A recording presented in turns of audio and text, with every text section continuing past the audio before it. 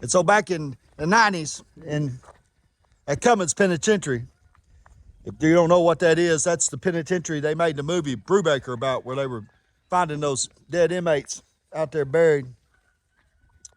You would show up there and you'd pull into Sallyport, and back in those days, they hadn't made all the long security gates, all the protected alleyways. It was just wide open from the Sallyport all the way to the softball field.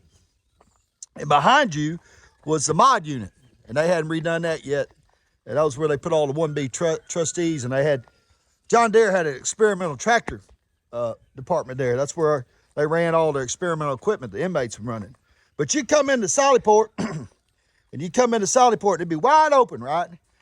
And you'd start down to Sallyport for about a quarter mile, and on the right would be the ad sig yard where they put the ad sig inmates, and half the time they'd be out there naked, beating their meat. And then the next thing you come up on is the death house.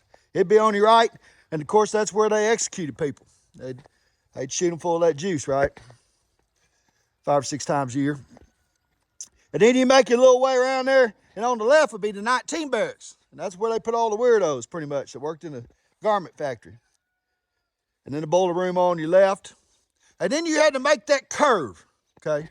And at that curve was the VPU. That was a vegetable processing unit, right? And that curve didn't have a camera.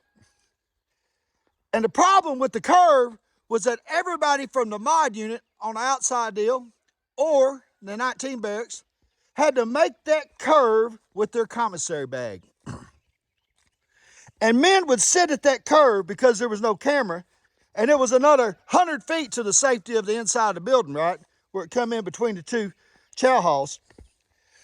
And men would fight for ramen noodles, Cheetos. Oh, you'd get your head busted for a bag of tuna. Back then they didn't have bags, they had cans. Or you'd get your teeth knocked out for a can of fish steaks, hot sauce, right? Coming around that corner. Men would fight for dollar items, right? And today, men are afraid to fight because someone makes a comment on their page, right? How do we go from being able to fight over just a little bit of nothing? Hey, I like flaming hot Cheetos. To being pushed around by people that have avatars of pigs and think they're Harry Potter. My friends, my fellow Americans, it is time to return to the days of fighting for ramen noodles, for sure. Because I want you to stand up and speak. And I don't care for the cynic. I don't like people that are cynical. I like people of faith. I like people of courage and merit that stand up today and say, this is the day, right? And I'm going to speak my words. I'm going to speak my faith. And get this, we know who the enemy is. It's real easy. It's the government.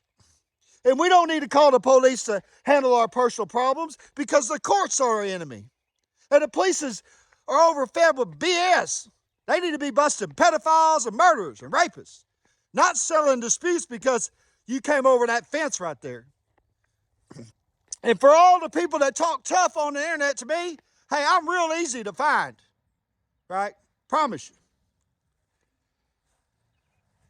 But the other enemy of our society is also real easy to find, I promise you. I promise you this. It's the people that don't support our ethics and morals. Specifically those that think it's okay for grown men to change with babies. Or that it's okay for a grown man to date a 14-year-old.